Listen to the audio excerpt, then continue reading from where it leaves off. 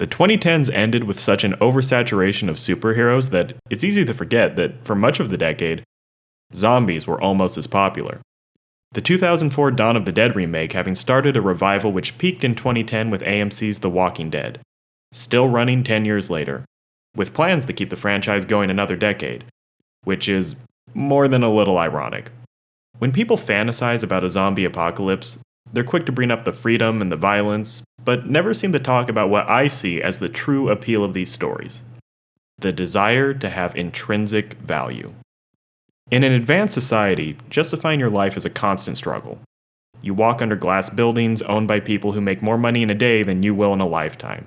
And the job market has gotten so nonsensical that even the politicians have started to notice, with one of the hottest debates being whether the government should handle unemployment by creating imaginary jobs or just give out free money. The belief that these people might serve an actual purpose being confined to only the okayest of boomers. Not only are you replaceable, you're probably a burden, kept fed and housed on the off chance that you might be useful later. But if the virus was to hit, these judgments would disappear, and a totally unremarkable person would become precious simply by the merit of them not being a zombie, because every life saved is another barrier between what's left of humanity and the undead hordes. Rather than trying to market yourself as a worthwhile companion, you'd be crushed by the certainty that the others might not survive without you, and compelled to value your own life by extension. With people in such short supply, anyone who can remotely behave themselves will be welcomed into the first group they hook up with, and hold on to that space until they either die or do something truly unforgivable, giving them a comfort which is vanishingly rare in modern society: an automatic sense of community. In the opening act of Dr. Stone, this analogy is pretty direct. Just replace the undead with weather and wild animals. But after the introduction of Ishigami Village, we get a far more optimistic version of this dynamic.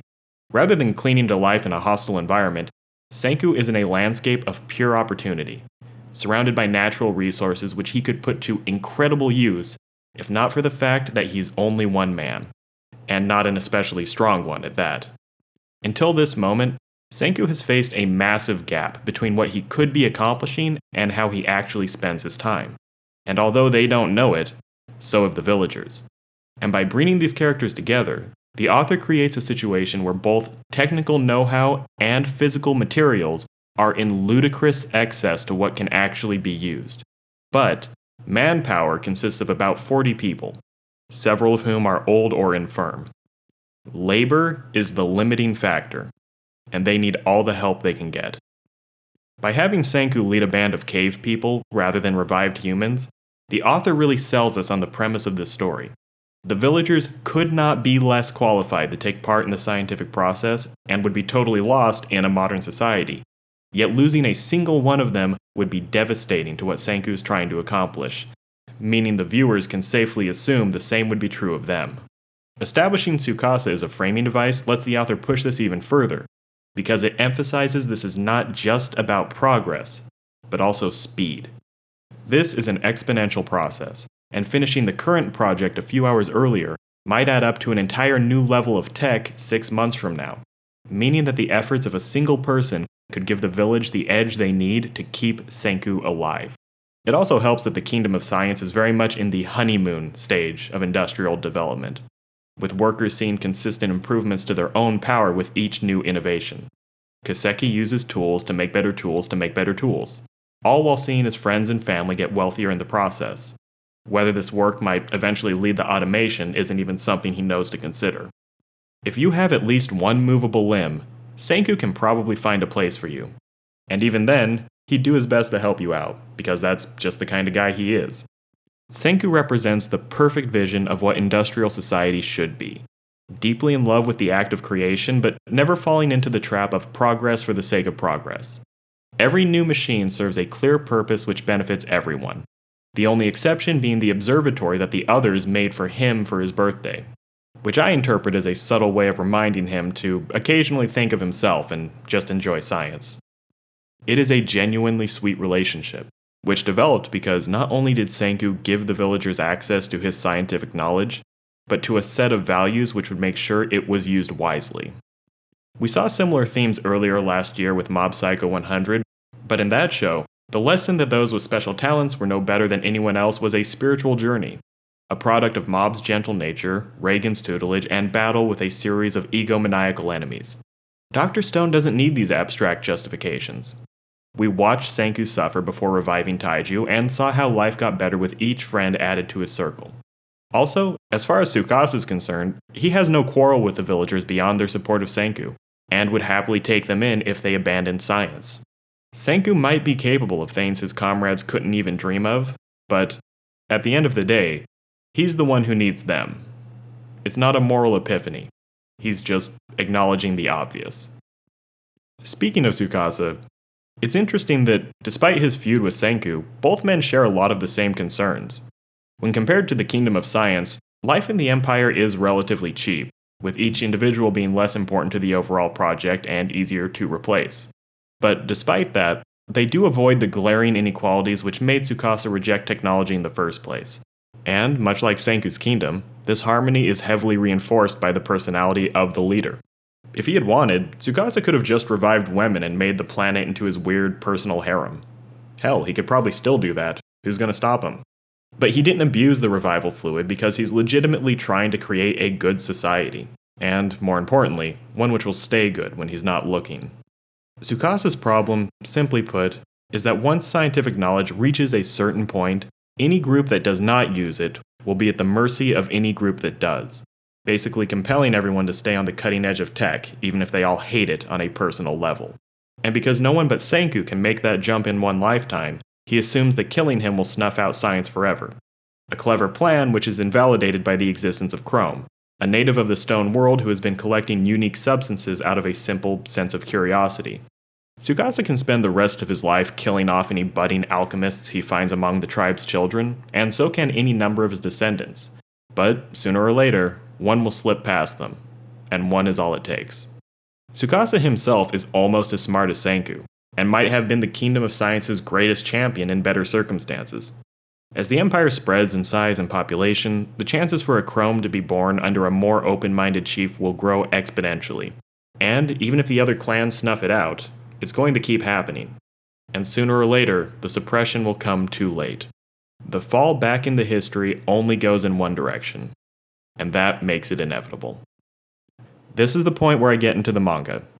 I am going to cleverly avoid major plot details, but if you want to be completely blank, just go read the manga, come back. It's a blazing fast read, it's wonderful, I highly recommend it, but from here on out, there will be minor spoilers. This all starts getting interesting with the introduction of Rusui. He enters at a point in the story where Senku needs someone with an understanding of sea travel, making Rusui, son of a former shipping magnate, the obvious candidate for revival. At first, it feels like Tsukasa all over again, but Rusui is actually a pretty nice guy, who is also greedy as shit, demanding control of Japan's petroleum in exchange for his services. And after Senku agrees, the newly minted oil baron creates his own little bubble of 21st century culture, buying silly consumer goods from the crafting team with money he printed himself. This isn't the first time Senku's leadership has been challenged, but in earlier cases the result was either total submission or open hostility. With Rusui, we see the reintroduction of equilibrium, where potential rivals are kept cooperating by finding terms which keep everyone invested in the larger plan. And, as unfair as this is, it almost makes sense. His price was massive, but at that exact moment, the knowledge inside Rusui's head was critical to Senku's plan. And those oil rights might actually be proportional to his role in bringing back modern society. At the same time, it creates a parallel power structure which Senku cannot completely control, and will certainly demand more rewards with each new leg of the journey. It also begs the question of on what authority Senku is giving away the country's natural resources. Up until now, the question of private property hasn't really came up, and while Senku's inner circle can be counted on to honor his wishes, the eventual goal is to revive every statue. Are those people really going to accept that the richest person in the world is a teenager who happened to wake up 6 months before them, and was granted that wealth by another teenager from 2 years before that? The whole situation is the exact mixture of rational and arbitrary, which makes modern capitalism so unpopular. Once people start coming back en masse, we can expect to see a significant minority who are not doing well under the old system and are excited at the prospect of a level playing field. And when they realize the old inequalities are already creeping back in, I wonder if we can expect more Tsukasas among them. I bring this up because just as the military power of modern technology is a threat to Tsukasa, Senku will be facing a similar issue with the economic power of modern politics. Up until now, the kingdom has enjoyed constant, explosive growth, but that is sure to slow down as technology catches up to the pre-petrification levels, and they exhaust the contents of Senku's memory. Progress will be less about pushing the boundaries of what is possible than the efficient implementation of what already exists.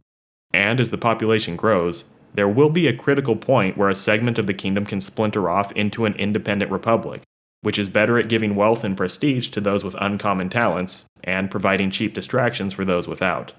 Even if there is no actual violence, the need to compete for citizens will basically compel Senku to adopt their methods, or at least find a way to buy their cooperation. And there's a real possibility that the other societies will be in a position of strength. Senku has been well served by the fact that Ishigami Village is a traditional society where people instinctively cooperate and share resources, treating the tribe like an extended family, which, in fact, they are. A perfect match for his leadership style of casually handing out jobs in the same way a parent would assign chores. A behavior people tolerate because they know him to be a reliable, good-natured person. As the population grows too large for everyone to have a personal relationship with Senku, I'm expecting this to be more of a problem. He's not a charismatic smooth talker like Gen, who has actually been able to outsmart Senku when science was not the issue. And maybe they'll just put the mentalist in charge of propaganda, but then what stops Gen from pulling a Rusui and demanding his share of the new society's wealth? None of this is helped by the fact that Senku despises the act of judging other human beings, which is about 90% of what politics is. And while Senku probably always will be the single most powerful person on Earth, he's still only one man. And as he gradually stops being the center of attention, I wonder what he can do to keep the spirit of Ishigami Village alive as modern society rebuilds around it. As it stands, there's probably at least a 60% chance that the author is going to power through the final act without getting too hung up on social issues. But personally, I'm really hoping they go full Gurren Lagann, and force the characters to confront the civilization they've made before going into space. Until then, I'll keep reading weekly. This story never stops being great. And before I go, when you think about it, Dr. Stone is set in a zombie apocalypse. The zombies are just really, really slow. Thank you for watching.